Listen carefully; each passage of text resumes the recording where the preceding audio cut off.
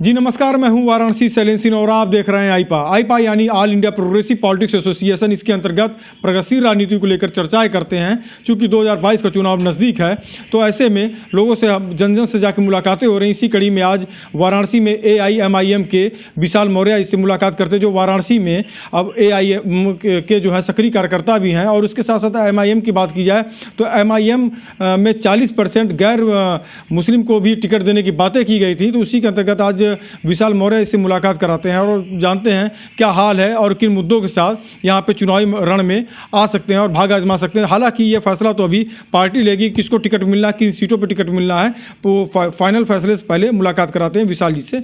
विशाल जी, स्वागत है आपका जी। बात की जाए तो MIM की अगर बातें की जाए, काफ़ी आरोप लगता रहा है कि भड़काऊ भाषण को लेकर ओवैसी जी पे, तो ऐसे में क्यों एंट्री किए आप? क्या कुछ बताना चाहेंगे? क्या पसंद आया आपको? देखिए, भड़काऊ भाषण तो हर कोई देता है, योगी जी भी देते हैं। अगर हिंदुओं के खिलाफ जो है मुसलमानों से लड़ाया जाता है तो ये तो भड़काऊ भाषण वो भी देते हैं। तो ओवैसी साहब पे ही इल्ज़ाम क्यों लगाया जाता है? योगी जी भी तो दे रहे हैं, उनके ऊपर भी इल्ज़ाम लगाया जाए। आप दो भाइयों को क्यों अलग कर रहे हैं? आप साथ में रखिए, आप उनकी भी बात करिए, हमारी भी बात करिए। ऐसा होना चाहिए। केवल ओवैसी साहब के ऊपर इल्ज़ाम लगाने से कोई फ़ायदा नहीं है। समाजवादी पार्टी समेत जितनी भी पार्टियां हैं, सबके इल्ज़ामात हैं बी टीम के। क्या कहेंगे आप?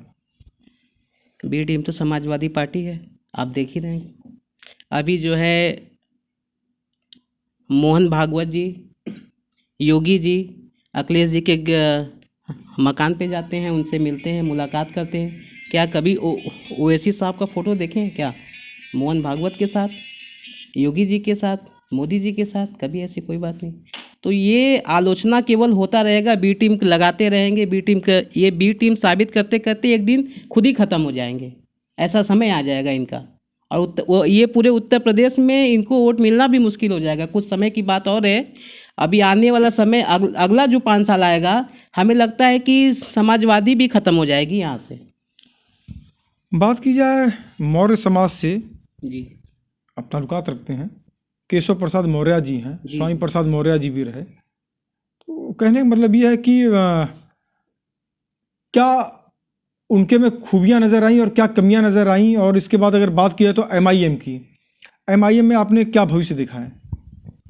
कमियां तो बहुत है। देखिए, जब मौर्य शाह सैनी कुशवाहा और पूरे उत्तर प्रदेश के अंदर हमारी आबादी जो है 15% है, 14 से 15% आबादी है। तो तमाम अभी तक हमने ये देखा कि हिंदुत्व के नाम पे केवल हम लोगों को वोट बैंक बनाया गया, वोट का इस्तेमाल किया गया हम लोगों को। और हालांकि चेहरा दिखाया कि मुख्यमंत्री का, लेकिन उनको जो है डिप्टी CM बना दिया गया और उनको स्टूल पे भी जगह थोड़ा थोड़ा दिया जाता है कहीं कहीं। लेकिन ये मौर्य समाज का, समझ जाइए, एक लोगों की वजह से पूरे मौर्य समाज की बदनामी होती है। तो अभी मैं बता दूं कि अभी कुछ दिन पहले की बात है कि मिर्ज़ापुर में ज्योति मौर्य का बलात्कार हुआ था, ठीक है।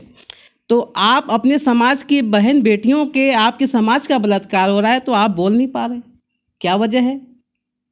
एक जो है श्रम मंत्री बन के बैठे हैं, स्वामी प्रसाद मौर्य हैं, वो भी नहीं बोले। मैं कहना चाहता हूँ कि अगर आप जो है समाज, जब आप अपने बहन बेटियों की इज्जत, बलात्कार हो रही है, जब उस पर आप नहीं बोल सकते, तो जो गैर हैं अगर उनके साथ ऐसा हुआ तो आप बोलेंगे कि नहीं बोलेंगे? हम ये हैरान है, ये सोच कर हैरान है हम। इसके साथ बात की जाए, इससे युवाओं की बात की जाए MIM में जी, क्योंकि आप युवा हैं, तो किन मुद्दों के साथ आप चुनावी रण में उतरेंगे? क्योंकि भगवा मैं था यहाँ पे, PM का संसदीय क्षेत्र है, पूर्वांचल का मेन सेंटर पॉइंट है वाराणसी। तो कैसे अपने समाज के साथ और कैसे आप यूनाइट करेंगे? कैसे किन मुद्दों के साथ आप यहाँ पे लड़ेंगे? क्या देखते हैं, क्या कमियाँ देखते हैं आप?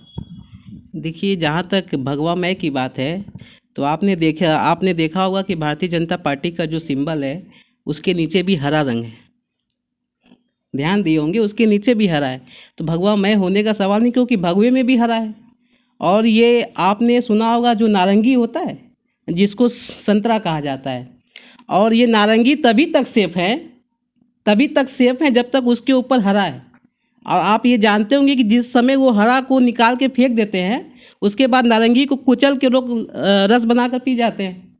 तो मैं यही कहूँगा, हिंदू तभी तक सेफ हैं जब तक उनके ऊपर हरा है। इस बात को समझिए।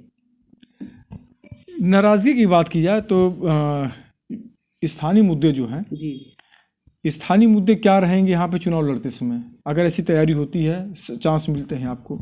देखिए, स्थानीय वाली बात है तो हम लोग तो सबसे बड़ा समस्या, हमने लगातार समाज सेवा भी किया है और हम लोगों का मेन मुद्दा है शिक्षा, रोजगार, अस्पताल। इस पे काम होना चाहिए। और धर्म जाति के नाम पर लोगों को लड़ाकर उस्काकर हमेशा जो है लड़ाने का काम हुआ है। और आज के समय में स्थिति बहुत ख़राब है। पहला तो रोज़गार नहीं है और दूसरा अभी जो है कोरोना के समय लोगों को बेड भी नहीं मिला और हिंदू रीति रिवाज के हिसाब से उनको जलाया जाता है। लेकिन आपके हिंदुत्व के ही खिलाफ लोगों को कोरोना काल में दफनाया गया, तो क्या आप बताइए हिंदुत्व कहाँ बचा? देखिए, कहाँ थे तब वो वो हिंदू उसके के उसके उसके जवाब तो कई साधु संतों ने भी दिए, कुछ ओपिनियन आई उसमें। जी। ये MIM जो है, MIM जो है, आपको जिससे खास बात इसमें क्या आपको नज़र आई, कि क्या अच्छा लगा आपको इसमें अभी तक? देखिए, हिंदुस्तान के अंदर अगर डॉक्टर BR अम्बेडकर के बाद अगर कोई लीडर निकला तो वो बैरिस्टर असदुद्दीन ओवैसी निकले। हमें ऐसा लगता है कि वो जो है बैरिस्टर भी हैं और विद्वान भी हैं, इसमें कोई शक नहीं है। और वो सबकी बात भी कर रहे हैं, शोषित वंचित सभी की बात कर रहे हैं। हाँ, और सबसे अच्छा हमें ये लगा कि वो किसी एक समुदाय को लेकर नहीं चल रहे हैं। वो सबकी बात, शोषित वंचित में सभी आ जाते हैं। ठाकुर हैं, बनिया हैं, ब्राह्मण हैं, शाक्य हैं, कोयरी हैं, मौर्य हैं, महतो हैं, जितने भी समाज के लोग हैं सभी आ जाते हैं। तो वो सबकी बात कर रहे हैं, हमें ये खुशी है। मैं उनके साथ इसीलिए आया क्योंकि हमें लगा कि MIM सबके हक अधिकार की बात भी कर रही है और किसी के साथ अन्याय होगा तो MIM हक के साथ आपकी भी आवाज़ उठाएगी। अपने राजनीति की आप उदय करने जा रहे हैं, तैयारियां हैं, तो बातें की जाएं अगर इसमें, मुसलमानों पे दावेदारी कई पार्टियों की हैं। समाजवादी अपने तब खींचना चाहती है, B टीम का आरोप लगता रहा है MIM के ऊपर। तो वोटों का जो रुझान जो है, क्या नज़रिया देखते हैं आप? तो आने वाला समय बहुत जो है महत्वपूर्ण है। क्या नेता मानते हैं सभी मुस्लिम वर्ग के लोग यहाँ पे इनको? बिल्कुल मानते हैं, क्योंकि एक तो मैं हिंदू हूँ, पहली बात तो ये है। और दूसरी बात है कि मैं खुद जगह जगह गया हूँ और लोगों से मुलाकात किया, तो लोगों का कहना ये है कि MIM बहुत अच्छी पार्टी है, मगर लोग आरोप लगाते हैं कि भाजपा की B टीम है। तो हमने उनसे अपील किया कि अगर भाजपा की B टीम होती तो कुछ समय की ये पहले की बात है कि साक्षी महाराज जी ने कहा कि ओवैसी साहब हमारे लिए काम करते हैं। साक्षी महाराज जी ने इस बयान को दिया था कि ओवैसी साहब हमारे लिए काम करते हैं और हम लोगों को जिताते हैं। तो अगर ओवैसी साहब उनको जिताते तो ये साक्षी महाराज को कहने की क्या ज़रूरत है? इन्होंने साफ साफ का मतलब ये बता रहे हैं कि ओवैसी साहब हमारे लिए काम कर रहे हैं, उनको बताने की कोई ज़रूरत नहीं है।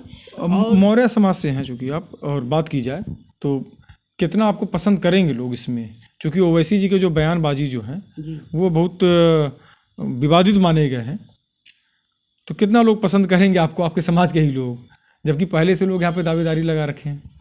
देखिए, मौर्य समाज में सबसे बड़ा एक जो है इस समय बाबू सिंह कुशवाहा जी हैं, उनकी पार्टी जन अधिकार पार्टी है। और दूसरी बात है कि जन अधिकार पार्टी, समझ जाइए इस समय इनका कोई भरोसा नहीं है, कोई वजूद भी नहीं है। क्योंकि लोकसभा का चुनाव हुआ था, इन्होंने दिखाया कि लोकसभा के चुनाव में हमारी पार्टी मौर्य समाज पूरा इनके साथ है, लेकिन इनको एक भी वोट नहीं मिला मौर्य समाज का।